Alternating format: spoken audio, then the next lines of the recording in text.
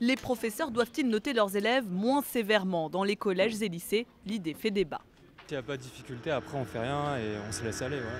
Je sais qu'il y a des gens que ça motive d'avoir des mauvaises notes, mais je connais pas mal de gens, dont moi, qui sont plutôt découragés. Enfin, quand on a une mauvaise note, on est abattu, ça donne pas envie d'aller plus loin, ça donne juste envie de s'enterrer. Selon une étude récente, les élèves français seraient les plus anxieux d'Europe. Benoît Hamon l'affirme, il faut supprimer la note sanction axée sur les lacunes et trouver des solutions d'évaluation bienveillantes pour les encourager. Mon objectif, il est que l'évaluation, que ce soit par la note ou par d'autres systèmes d'évaluation, soit au service des apprentissages.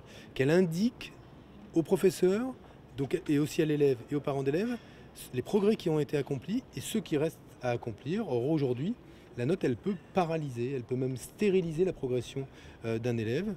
Parmi les options à étudier, la mise en place d'un code couleur, comme cela existe déjà dans un collège en France. Cette association de parents d'élèves favorable à une réforme estime même qu'il faut aller plus loin.